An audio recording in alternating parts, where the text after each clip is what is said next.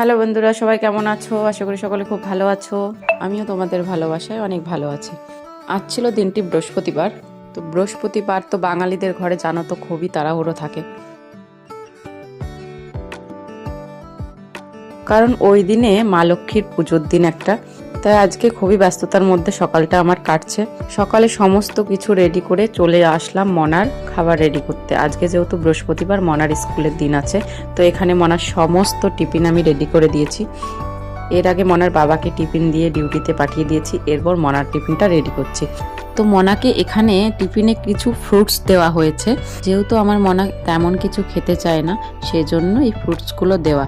বাড়ি থেকে যাওয়ার সময় তেমন কিছু খেয়ে যায় না, তো 2 ঘন্টার ক্লাস যেহেতু, তো সেজন্য সামান্য কিছু টিফিন আমি দিচ্ছি।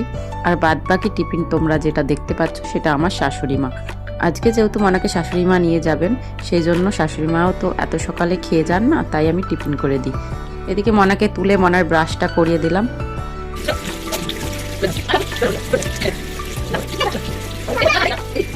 তারপর চলে এলাম মনার ড্রেস নিতে। ড্রেস বলতে মনার এখন স্কুল থেকে ড্রেস দেয়নি, যখনই স্কুলটা পুরোপুরি চালু হবে তখনই তারা ড্রেস দেবে। তাই তারা বলেছে যে কোনো নর্মাল ড্রেস পরে যেতে পারে। তো ড্রেস নিয়ে চলে আসলাম। মনা এখন এখানে বাইরে বসে আছে, ড্রেস পরিয়ে তাকে রেডি করিয়ে দিলাম।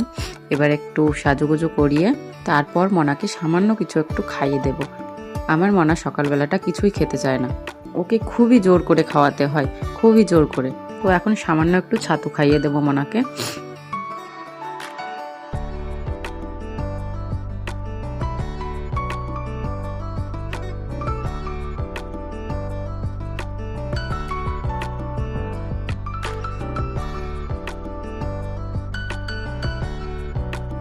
এদিকে আমি মনাকে ছাতুটা খাওয়াতে বসে পড়ছি। খুবই সামান্য ছাতু খাচ্ছে।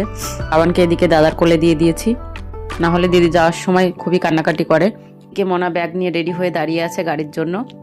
যেহেতু মনার বাবা ডিউটিতে, তাই তাদের বাসে করেই আজকে যেতে হবে, তাই তারা দাঁড়িয়ে আছে রাস্তায় গাড়ির জন্য। এদিকে আমার শাশুড়ি মাও রেডি রেডি হয়ে সবাই দাঁড়িয়ে আছে গাড়ির অপেক্ষায়। তো তারা তো রেডি হয়ে চলে গেল। একটা গাড়ি পেলো না, একটা বাইক আসলো, তাতে আমরা তুলে দিলাম যে বাসটা ধরিয়ে দিক কোনো মতে। এখানকে যেহেতু আমাদের রাস্তায় বাসটা আসে না, 10 মিনিটের রাস্তা গিয়ে বাসে উঠতে হয়। তো চলো, আমি আর বাবান এখন একা।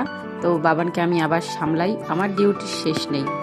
টিফিনের পর্ব শেষ হলো, এখনও রান্না বান্না বাকি আছে। তো চলো বন্ধুরা, আবার দেখা হবে নতুন কোনো ভিডিও নিয়ে। বা